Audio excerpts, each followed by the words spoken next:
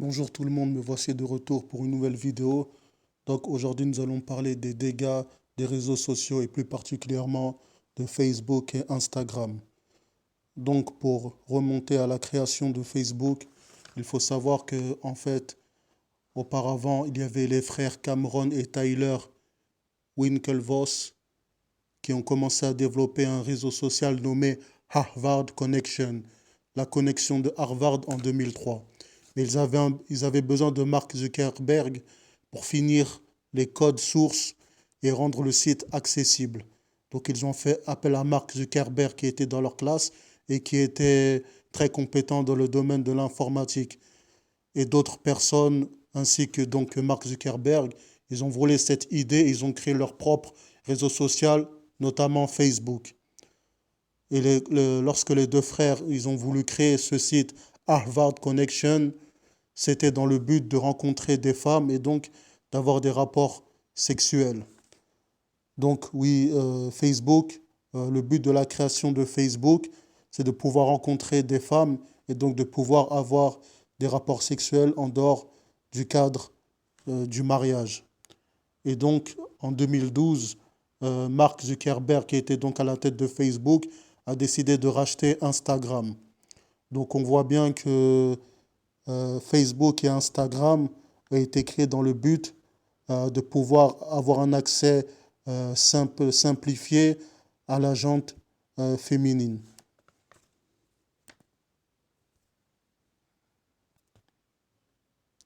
Donc pourquoi j'insiste sur l'intention?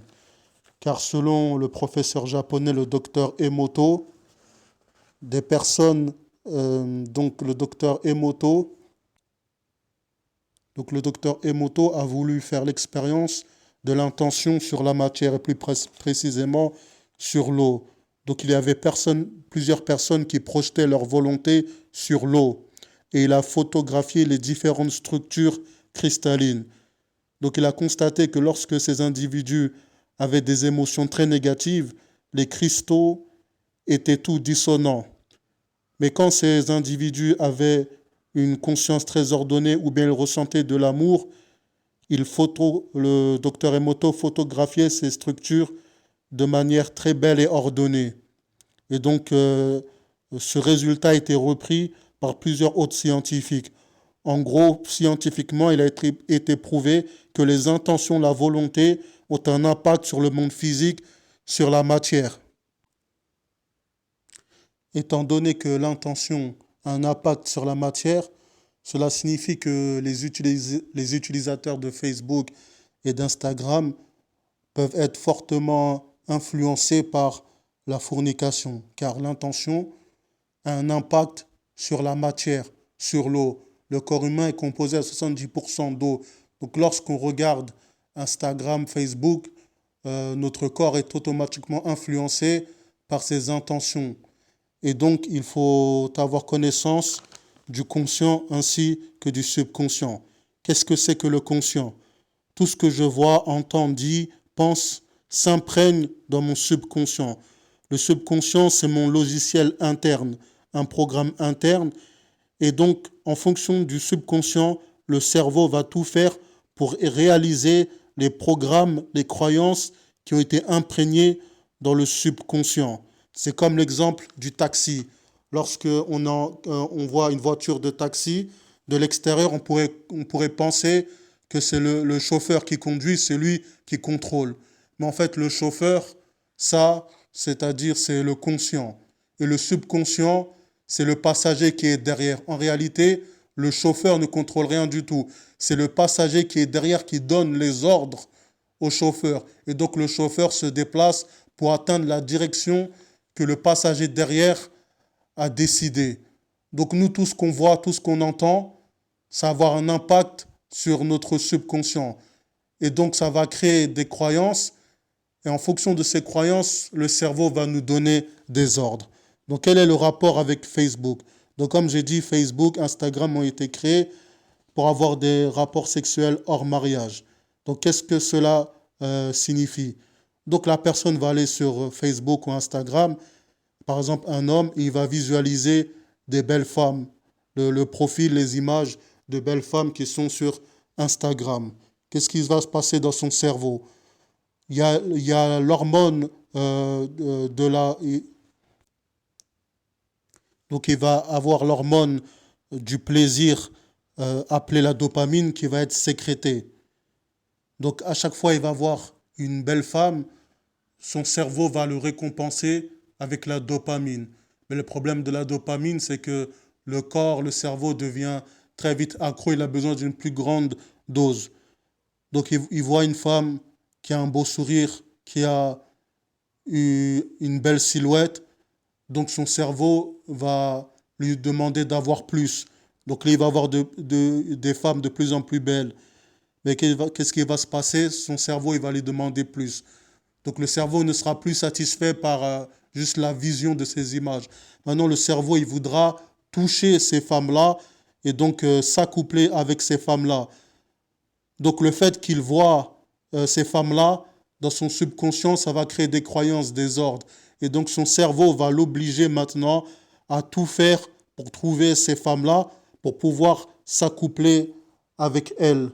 Donc le conscient, la visualisation de ces images va avoir un impact sur son subconscient qui va pousser cet individu à avoir des rapports sexuels hors mariage. Donc pour éclaircir mon propos, donc la personne, elle regarde ses profils, ses photos sur Instagram. Donc il y a des ordres qui sont donnés au cerveau par la répétition.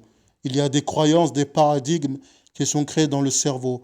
Ces croyances vont entraîner des schémas scénariques, c'est-à-dire que le cerveau va donner des ordres inéluctables auxquels l'individu ne peut échapper.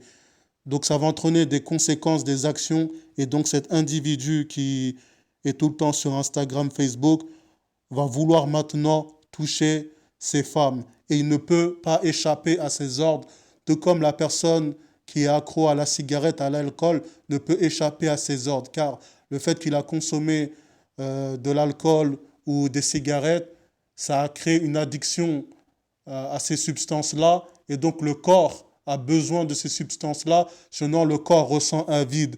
Donc maintenant, la personne qui regarde ses profils sur Instagram, il devient accro, et le fait de voir ces profils-là ne lui font plus d'effet. Donc maintenant, pour ressentir du plaisir, il a besoin de passer à une étape supérieure, et donc de voir ces femmes-là réellement, de les toucher, d'avoir des rapports avec elles. Donc je ne dis pas que c'est interdit d'aller sur Facebook ou Instagram, mais tout dépend de quoi? De l'intention. Si je vais sur ces réseaux sociaux avec une bonne intention, oui. Mais si j'y vais pour perdre mon temps, parce que je n'ai rien à faire, j'y vais tout le temps, systématiquement, alors là, je vais être entraîné dans un cercle vicieux. Car comme le dit le prophète alayhi salatu wassalam, dans le sens, celui qui reste 40 jours avec un peuple devient comme ce peuple. Comme l'expression française qui dit: dis-moi qui tu fréquentes, je te dirai qui tu es. Donc moi, si je vais sur Instagram, Facebook, c'est comme si en fait je fréquentais les gens d'Instagram et de Facebook. Même si je ne les vois pas physiquement, le cerveau ne fait pas la différence entre le réel et l'irréel. Le cerveau se base par rapport aux sensations. Donc moi, lorsque je vois des gens sur Facebook, Instagram, j'éprouve des sensations. Donc mon cerveau va se greffer à ces sensations, et mon cerveau va vouloir revivre les mêmes sensations que ces gens-là vivent. Donc c'est comme si je fréquentais les gens d'Instagram et de Facebook. Et comme je le redis encore, ce réseau social a été créé. Pourquoi? Pour s'accoupler en dehors du cadre du mariage. Donc si moi, je vais tout le temps sur ces réseaux, c'est comme si je fréquentais ces gens-là. Et donc automatiquement, je vais être influencé, comme il dit le prophète, alayhi salatu wassalam, dans le sens, l'image de la bonne et de la mauvaise compagnie, c'est comme quelqu'un qui va chez un vendeur de parfum. Si tu vas chez un vendeur de parfum, le parfum, le vendeur va te donner du parfum, tu vas sentir une bonne odeur, même s'il ne te donne pas du parfum, le fait qu'il y a des parfums, tu vas ressentir une bonne odeur. Et la personne qui va chez le forgeron, si tu vas chez un forgeron, tes vêtements vont être brûlés. Même si tes vêtements ne sont pas brûlés, tu vas être impacté par la mauvaise odeur. Donc ça veut dire que on est automatiquement impacté par notre environnement. Donc si moi je vais tout le temps sur ces réseaux sociaux pour perdre mon temps, automatiquement, je vais adopter les mêmes habitudes que ces gens-là et je veux me glisser petit à petit vers la fornication. C'est pour ça que Allah Ta'ala il dit Wala taqrabu zina et n'approchez pas de la fornication. Allah il n'a pas dit ne forniquez pas, mais il a dit n'approchez pas de la fornication. C'est-à-dire que il ne faut pas rentrer dans l'environnement de la fornication, car la fornication, ça ne vient pas tout de suite, mais c'est petit à petit certaines actions qui vont amener des contractions, des contre-réactions. Et donc, si moi je vais tout le temps dans cet environnement de la fornication, même si je fais la prière, etc., automatiquement je vais tomber dans la fornication. Et donc la fornication peut avoir de très mauvaises conséquences, bien entendu dans l'au-delà, mais aussi dans ce bas monde. Là, je reprends l'exemple d'un imam qui évoquait le cas d'un individu qui pratiquait la fornication à outrance. Donc cet individu, conscient de son charme sur les femmes, souhaitait s'accoupler avec toutes les femmes qu'il rencontrait. Et un jour, il tombe sur une sœur qui est dans la religion pratiquante, qui ne veut pas succomber à son charme. Mais tellement pour lui, c'est un défi, il voulait absolument que cette femme-là tombe sous son charme. Donc il a tout fait pour qu'elle tombe dans ses filets. Cette femme-là, elle a résisté, mais elle est tombée dans ses filets, et donc ils se sont accouplés. Donc la femme directement lui a dit, voilà, moi je suis une femme pure, sincère, il faut maintenant tout de suite, tu ailles demander la main de mes parents pour qu'on se marie. Donc lui, cet homme-là, il n'avait pas du tout l'intention de l'épouser. Donc qu'est-ce qu'il a fait? Il a demandé à ses amis, donc il a organisé un rendez-vous. Donc c'est cette femme-là qui devait aller dans un endroit précis. Et donc lui, il a demandé à ses amis d'aller dans cet endroit pour s'accoupler avec cette femme, la violer, la frapper et la tuer. Et donc, cette femme-là, lorsqu'elle devait partir à ce rendez-vous-là, elle a eu un empêchement.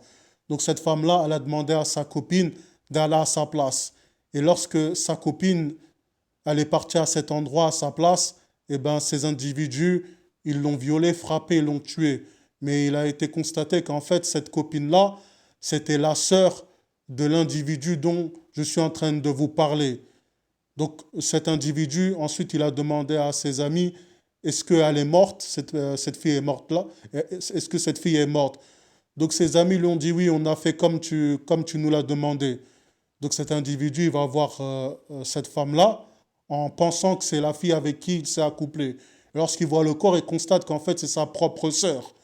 Et donc il a été déstabilisé, il a été écœuré. Qu'est-ce qu'il a fait? Il est parti dans sa voiture, il a pris un revolver, il s'est tiré, il s'est suicidé.